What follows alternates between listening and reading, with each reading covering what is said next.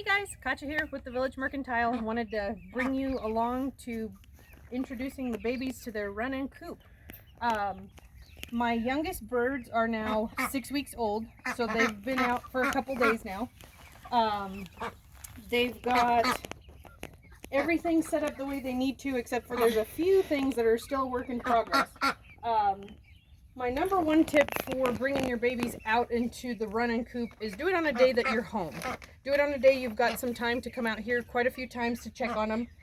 You might run into some issues. I did, as far as I bought me adult feeders and waterers, and some of the babies couldn't reach. They had to be way on their tippy toes, and they had a hard time reaching the food. So I actually just put some cinder blocks out for them, and that solved that issue.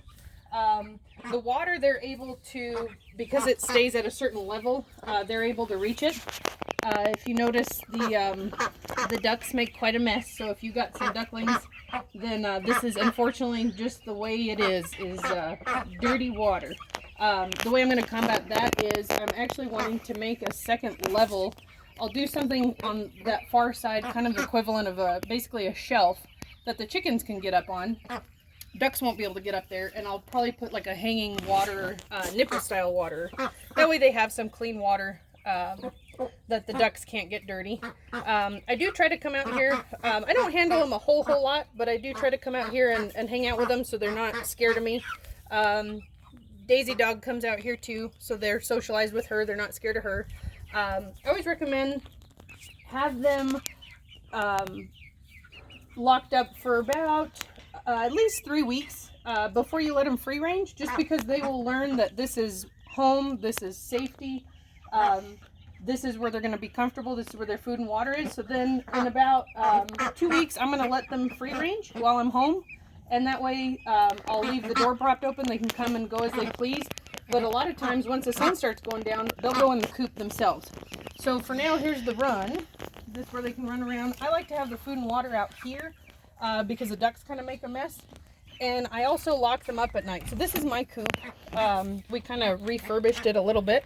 But you can see the roosting bars there, the nesting boxes.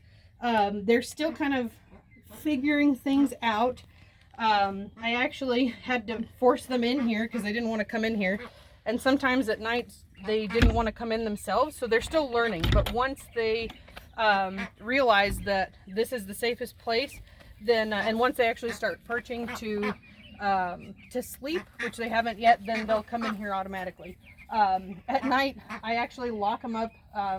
I'll create a little door that's I can latch open and latch shut, because at night they were piling up in that corner, and that's when you run into problems with predators where they can grab them through the fence and things like that. So I actually had to come in here and put them in the coop, and then I used a piece of plywood to keep them up, and then I just let them out during in the morning. It's not something you want to keep them without food and water for very long. They probably went maybe 7 hours, and so they're okay, but you don't want to push it too long.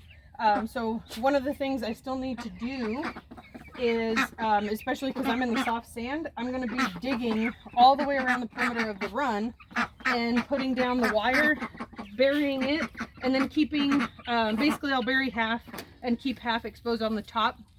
So that way raccoons and stuff can't get their little hands in there. And then I'm also going to take these pavers and line, so it's kind of double protection against digging predators. Yeah,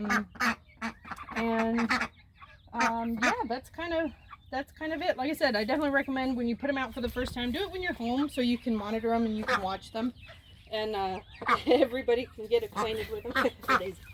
And yeah, definitely come out, and it's new for them. They're still adolescents, they're still learning, they're still babies, so they're still a little nervous.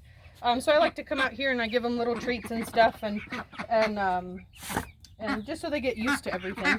And again, you want to monitor and make sure everybody's able to eat, drink, no problem, and that there's nothing dangerous. Sometimes you think you've got everything set up right, and then all of a sudden you realize there's a sharp corner somewhere or whatever.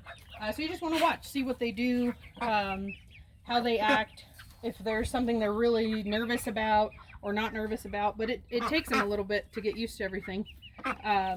And one thing to keep in mind too is now in April it can still get pretty cold.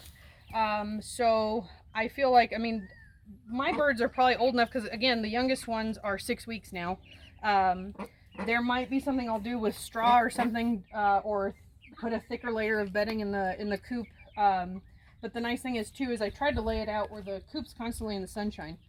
So it's not the most ideal in the summertime, but they've got plenty of shade out here and they can be out in the open air. But in the wintertime, it'll be a really nice warm place.